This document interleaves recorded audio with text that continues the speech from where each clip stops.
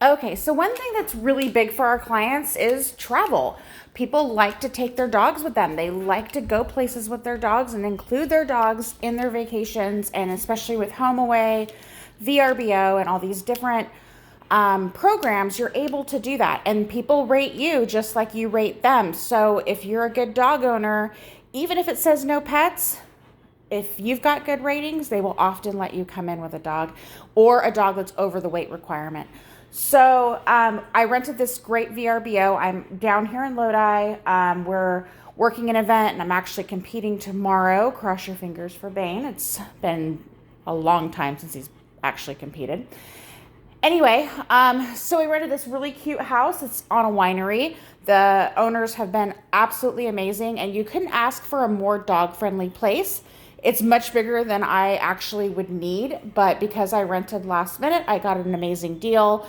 And that's another thing too, as somebody who travels quite regularly, you can negotiate your prices with these people if you're booking last minute or you're staying an extra day. For example, I'm staying until Monday because I'm competing late tomorrow, the heat and everything else. I did not want to have to worry about packing up crates.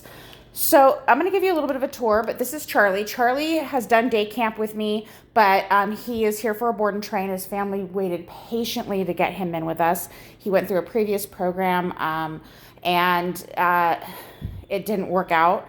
So they have brought me into the picture, and we've been working with him for a little bit, like I said, with day camp training, but they wanted a full out board and train. So he came in on Thursday, and I would normally wait a week or two before I did like a full immersion, let's go on a trip type thing, but he has been a rock star.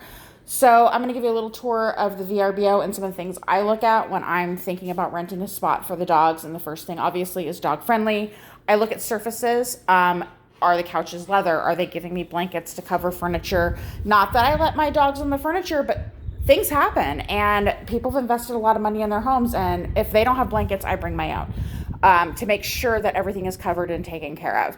What kind of yard they have for me. This is on a vineyard, so I have tons of walking space. Everything is pretty well shaded. I have great parking.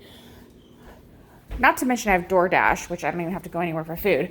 Ample kitchen. For me, the kitchen is important because I feed a raw diet. So having the kitchen is huge for me, be able to store their raw food, feed them, and have that kind of space. But again, this is more space than I would normally need.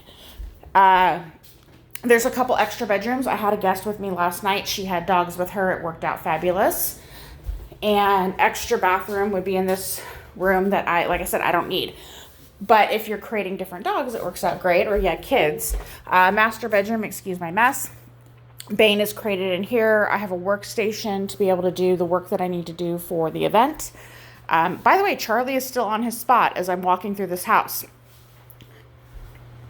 Bathroom, again, another place I could easily create dogs, and very well put together. And I do this because it's way better than a hotel. Privacy, I can bring food.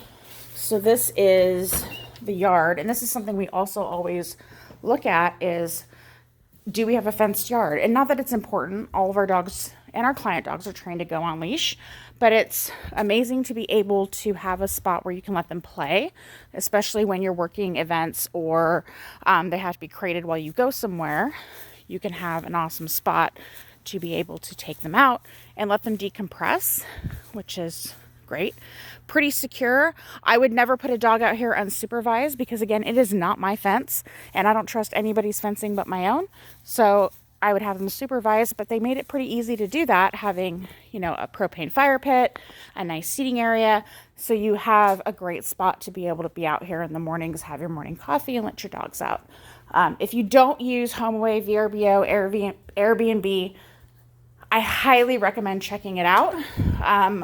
We pretty much use it exclusively now, especially since we travel with our client dogs. And that's what we do with our service. We make it really important that the dogs are a part of the lifestyle. All right, everybody. So enjoy the rest of your weekend and hope you get out and do something fun with your dogs this weekend.